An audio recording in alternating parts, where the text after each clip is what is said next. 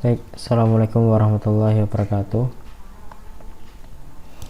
Baik, untuk siswa-siswi kelas 11 IPA, hari ini kita akan belajar mengenai kesetimbangan dan dinamika rotasi.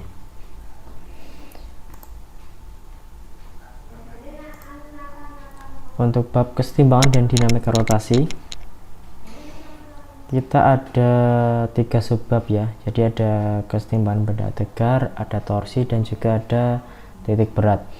Tetapi di berbagai macam buku atau literasi mungkin torsi dulu yang dibahas, tetapi yang saya bahas dulu adalah kesetimbangan benda tegar. Kenapa saya pilih ini dulu? Karena nanti ada kaitannya dengan hukum 1 Newton. Kalau kesetimbangan benda tegar nanti ada kaitannya dengan hukum 1 Newton. Kemudian kalau torsi dan dinamika rotasi itu ada hubungannya dengan hukum 2 Newton. Maka saya cari yang ada hubungannya dengan hukum 1 Newton dulu. Nah, dimana kompetensi dasar ya, atau kompetensi yang kalian kuasai, yang diharapkan kalian kuasai setelah belajar materi bab ini adalah yang pertama untuk pengetahuan, yaitu dapat menerapkan konsep torsi, momen inersia, titik berat, dan momentum sudut pada benda tegar dalam kehidupan sehari-hari. Kemudian untuk keterampilannya diharapkan kalian bisa membuat karya yang menerapkan konsep titik berat dan kesetimbangan benda tegar. Baik, kita mulai dengan gambar dulu. Ada yang tahu ini gambar apa?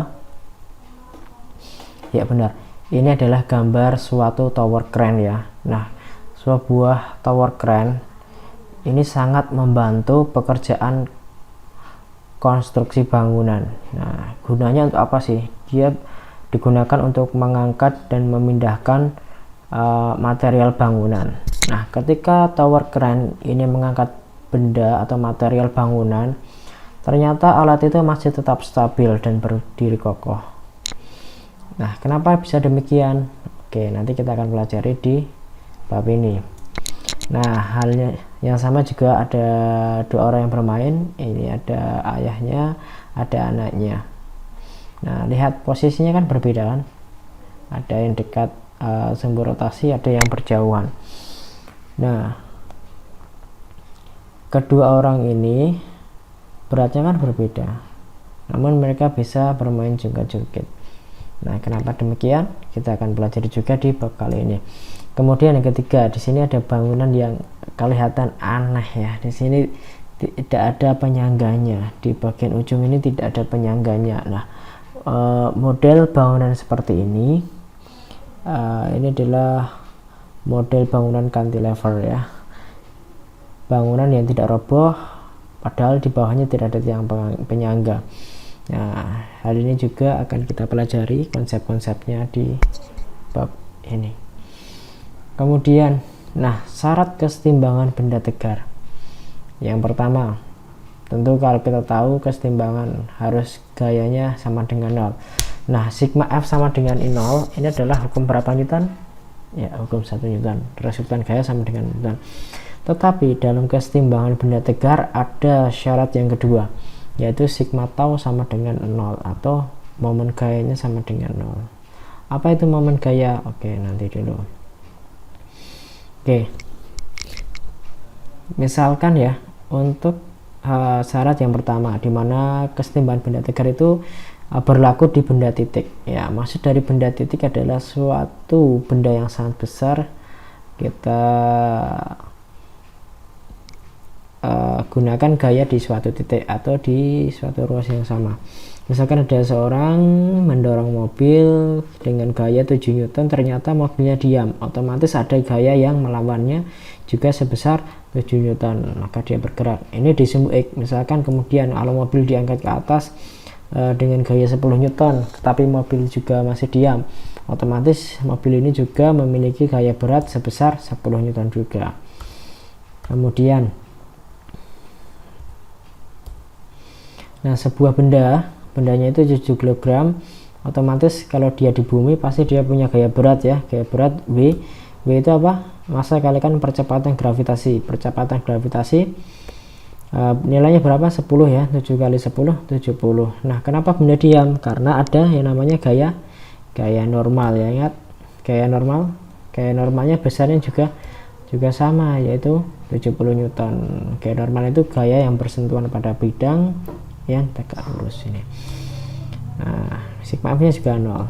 Nah, kemudian kalau ada sebuah misal ini seperti jungkat-jungkit ya, kalau diberikan gaya dari kiri itu sebesar 10 Newton dan kanan juga 10 Newton, apakah benda masih diam?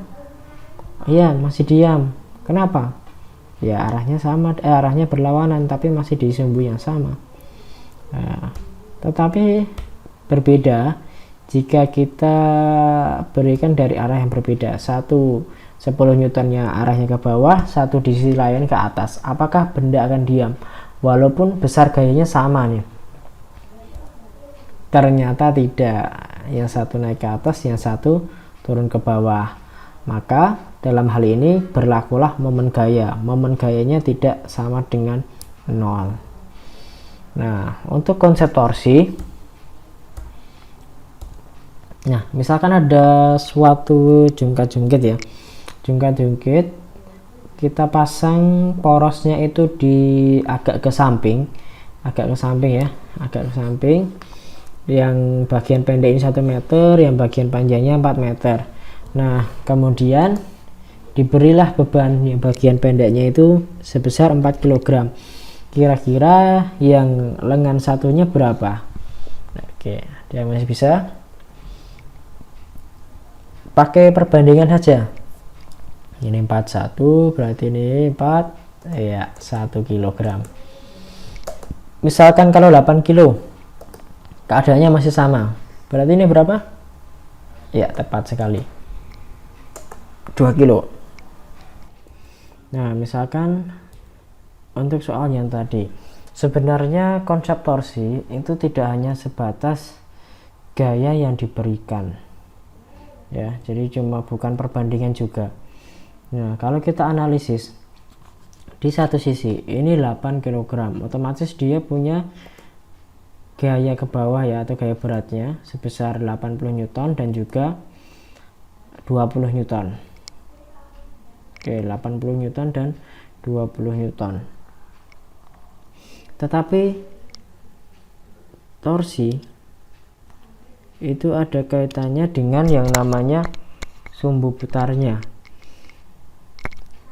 Nah, ketika benda yang 80 Newton ini menekan ke bawah, sedangkan titik pusatnya di sini, nah maka dia akan berputar ke arah sumbu putarnya.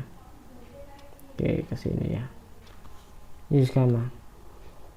Sini. Kenapa arahnya ke sini? Ya, karena ini adalah sudut terkecil untuk mencapai porosnya. Ini juga sudut terkecil. Misalkan kalau ke sini ya, kalau ke atas ini kan walaupun ini porosnya memakan sudut yang besar ya kan. Oke, dimana torsi sendiri atau tau ya, itu adalah perkalian antara gaya dikalikan lengan gaya atau jarak ke porosnya. Torsi atau momen gaya satuannya Newton meter, F itu gaya, R itu lengan gaya atau jarak poros dengan gaya yang bekerja satuannya meter. Nah, kalau kita cari, misalkan ini yang pertama ya, ini yang kedua. Oke, yang pertama berarti torsinya berapa? F nya ini kan 80 ya, gayanya 80, kemudian jaraknya ke poros itu 1, berarti 80 Newton meter. Kemudian yang kedua, ini 20, jaraknya 4, berarti 20 kali 4 sama dengan 80. Oke, nah tetapi kenapa ini ada negatifnya? Nah, ingat, torsi itu merupakan besaran vektor ya. Kalau besaran vektor cirinya apa? Dia itu mempunyai besar dan juga punya arah dengan ketentuan seperti ini. Jika arah putarnya berlawanan jarum jam, maka nilainya positif.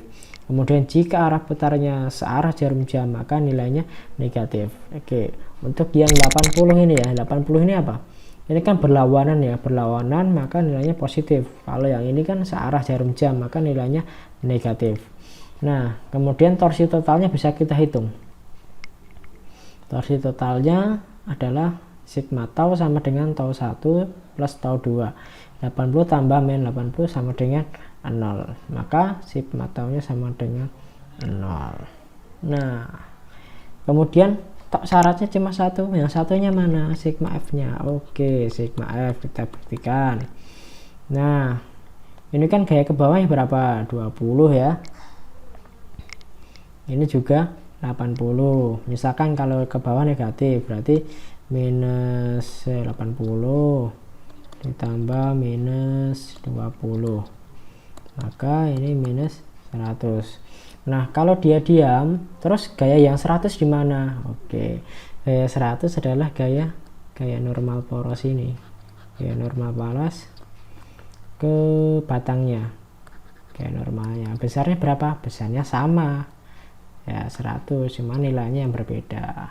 Maka sigma F-nya juga sama dengan 0. Maka benda ini dalam keadaan setimbang. Ya, atau setimbang.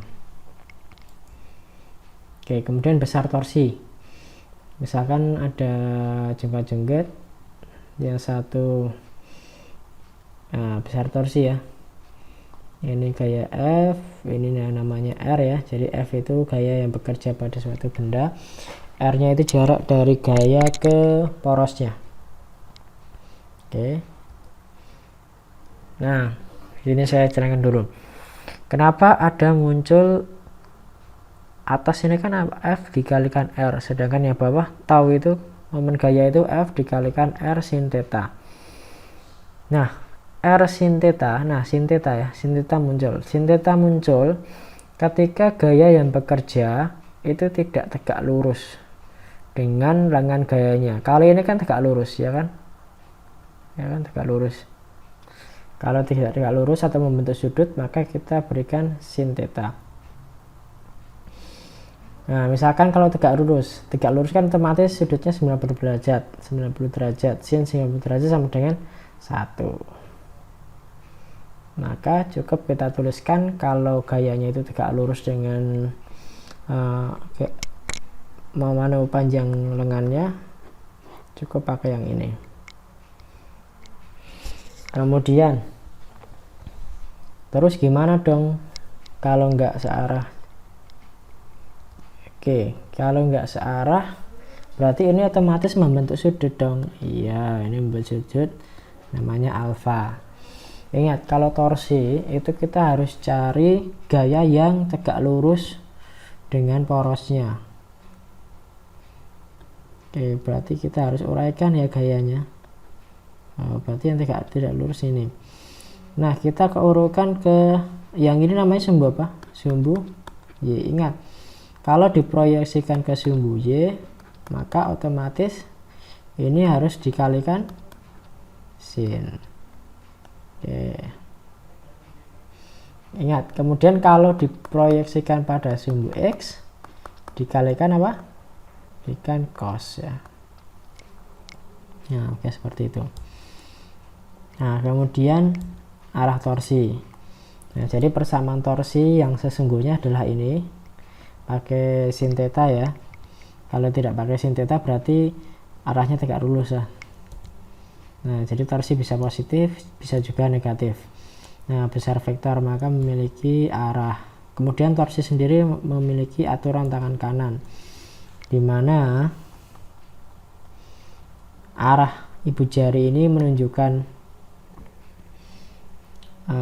besar torsinya. Ini menunjukkan torsinya. Kemudian keempat jari ini menunjukkan arahnya.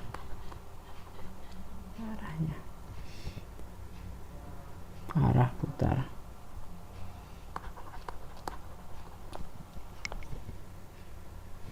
Oke. Nah, kemudian kita latihan untuk menghitung torsi. Misal ada 1 2 3 4 5, ada 5 torsi. Oke. Katakanlah untuk jaraknya ya, jadi porosnya di sini. Katakanlah untuk jarak setiap kotak itu adalah 1 meter. Jarak setiap kotak itu 1 meter. Jadi kita cari satu-satu dulu. tau 1 sama dengan F1 kali R1. F1 nya yang mana? Oh yang ini. Nah besarnya berapa? 40. Lihat, kalau dia kita putar ke poros, oke, berarti kan gini, searah atau berlawanan? Searah ya. Jadi kalau searah berarti nih negatif, berarti negatif 40 dikali panjangnya berapa? Oke, panjangnya cari yang tegak lurus. Kalau gini kan miring ya kan, jadi dihitungnya dari sini 1 2 3 4, berarti 4 apa? Min 160. Kemudian untuk torsi yang kedua, berarti gaya kedua dikalikan dengan gaya yang kedua untuk jarak ke porosnya. F2 nya berapa ini? 20. Positif atau negatif? Oke, kita putar dulu. Oh gini ya, ke porosnya. Searah atau berlawanan? Oke, searah, berarti nih negatif juga 20. Kemudian jaraknya berapa ini? Ya, bukan miring ya, bukan miring, tapi seperti ini. 1 2 3 4 5, berarti ini 5, maka ini min 100. Kemudian torsi yang ketiga, F3 kali R3. Nah kalau kita putar ya, berlawanan apa searah? Berlawanan. Kalau berlawanan apa? Positif ya, positif, berarti kita tinggal tuliskan 20 dikalikan jaraknya berapa ini? 1 2 3, berarti 3, hasilnya 60. Ingat putarnya ke sudut terkecil ya, kalau sini kan terlalu jauh, ini kan dekat. Ini berarti putar sini. Searah atau berlawanan? Atau 4, berarti F4 dikalikan R4. Gayanya berapa? 30. Ini searah, berarti negatif 30 dikalikan jaraknya berapa ini? 1 2 3 4, berarti kali 4 sama dengan minus 120. Tahu 5 ini ya. F5 kalikan R5 sama dengan, karena dia itu searah, berarti min ya, min 40 dikalikan jaraknya berapa ini? 1 2 sama dengan min 80. Maka untuk sigma torsinya atau torsi keseluruhan tinggal kita jumlahkan.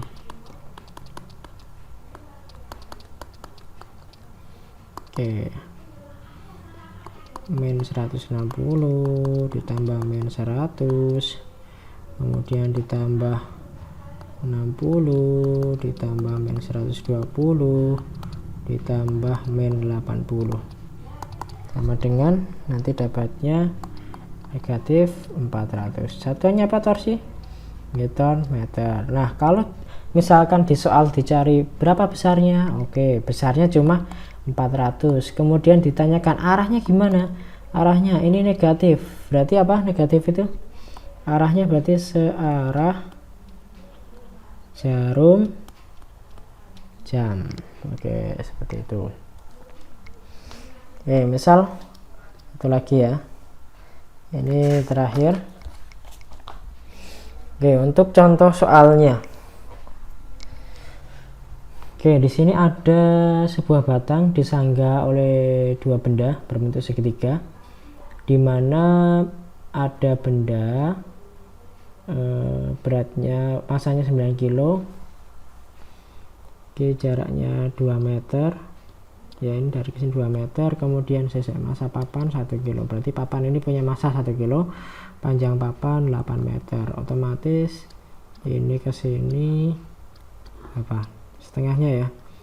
Ini 4. Oke, kenapa saya beri garis ke bawah ini? Nah, ini untuk mencari gaya berat dari papannya, karena papan punya masa 1 kilo. Maka arah gayanya kita taruh di tengah ya, arah gayanya. Nanti ada kaitannya dengan titik berat. Nah, ini arah gayanya pasti di tengah. semua benda itu pusat massanya di tengah. Kemudian di sini ada NB atau gaya normal di titik B, berarti ini namanya NA ya kalau sini, tapi nggak ditanyakan. Yang ditanya adalah gaya normal di titik B ini. Bagaimana pertama? Ya tentu saja kita harus uraikan dulu. Kita uraikan dulu. Ini ya. Ini pasti punya gaya berat. F ini 90 Newton. Ini juga punya gaya berapa? Masanya 1 kali 10 ya 10. Oke, cukup ya, cuma 2 saja. Terus gimana dong arah porosnya? Kan belum diketahui di soal.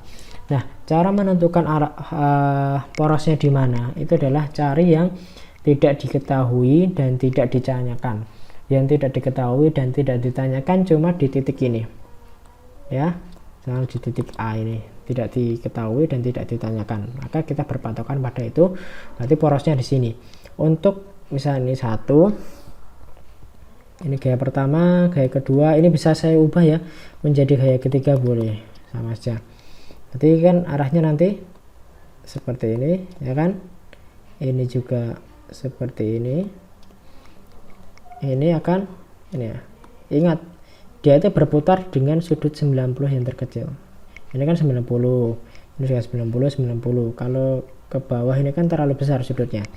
Oke. Kemudian kalau kita sudah analisis, maka kita tinggal jumlahkan saja. Kita tinggal jumlahkan semua momen gayanya. Jadi sigma tau nanti sama dengan, berarti apa, tau 1 tambah tau 2 tambah tau 3, berarti ini F1 kali R1 ditambah F2 kali R2 ditambah F3 kali R3. Yang kita cari F3 ini ya, sama dengan NB. Oke, F1 nya ini 90 ya, negatif atau positif? Arahnya searah jarum jam, berarti negatif. Negatif 90 kali jaraknya berapa ini? 2 meter ditambah ini poros negatif juga. Jaraknya berapa ke porosnya? Ini 2, otomatis kalau di tengah berarti setengahnya 8 ya. Berarti ini 4 ditambah, kalian boleh tuliskan biar nggak bingung NB aja. NB ya, biar sama dengan soal. NB dikalikan jaraknya berapa? Ini 4, ini juga 4. Ini kan ke ujung, berarti ini udah 8. Nah, ini berapa? Ini 0 sebenarnya, karena dia dalam keadaan setimbang. Oke, tinggal kita kerjakan saja. Ini min 180, ini min 40, ini plus 8 NB. Nah, pindah ruas 190 sama ini. Jadi 180 ditambah 40 sama dengan 8 NB. Ini dapatnya 220 terus 8 NB. Lanjut ke sini, maka NB itu sama dengan 220 dibagi 8, bisa kita sederhanakan. Kita bagi 4, ini 55 dibagi 2 sama dengan 27,5 Newton. Oke, mungkin cukup sekian untuk pembelajaran fisika pertemuan pertama. Silahkan kalian catat saja, belum ada tugas untuk beberapa soal, cukup pelajari dan baca literatur dari manapun. Sekian, terima kasih. Assalamualaikum warahmatullahi wabarakatuh.